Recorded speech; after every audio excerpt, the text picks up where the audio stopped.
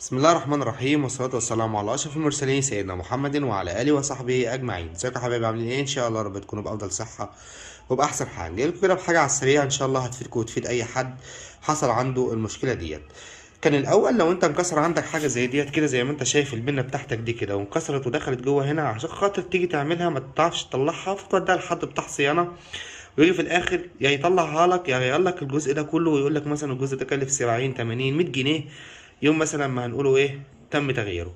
طيب إيه رايكم بقى ان انا النهارده جايب لكم فكره جميله جدا، فكره سهله جدا بابسط ما يمكن او هتتخيل. كل اللي هتحتاجه او كل اللي هيكون مطلوب منك ان انت هتعوز ولاعه، اي ولاعه مهما كانت، ودبوس شعر.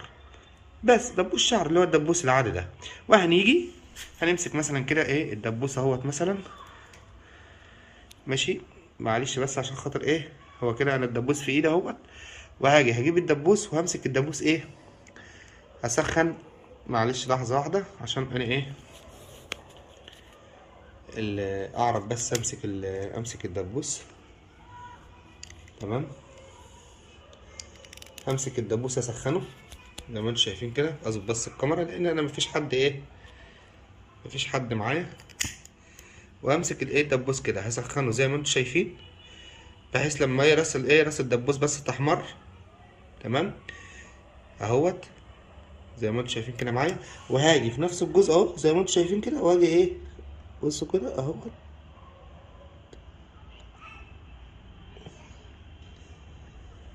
وهسيبه بتاع حوالي 5 ثواني ولا حاجه. زي ما انتم شايفين انا خلاص كده ما عملتش اي حاجه خالص، ولا بص ما تعبتش نفسي في حاجه. يا دوبك انا سخنت الدبوس وحطيته في البوز اللي ايه اللي موجود معايا وخلاص. هبدا بس اتاكد كده ان هو نشف، وهاجي مره واحده بقى، مش هشد واحده بالراحه، لا هشد مره واحده. شفت اللي حصل معايا؟ طلع معايا الجزء اللي مكسور بدون اي مشاكل خالص ولا اي حاجه خالص، وعاد اقدر ان انا ايه اعملها. اما بالنسبه لحته الحديده اللي فاضله دي فهي هتطلع معايا ايه خلاص بس كده بصوره خالص اهي. تمام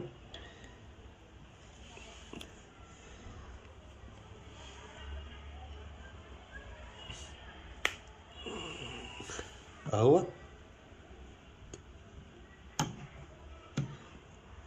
وادي حته الحديده كمان طلعت، مفيش اي ايه مشاكل خالص. هقدر بعد كده ادي البنه بتاعتي بقى، هجيب بنه جديده او اي بنه عندي موجوده بقى سن، واهي خلاص كده ادي البنه هنا دخلت اهي. وادي البنه في نفس الجزء ده كده ايه. تمام، يا رب تكونوا استفدتم، وان شاء الله انتظرونا في فيديو جديد، وكل سنه وانتم طيبين.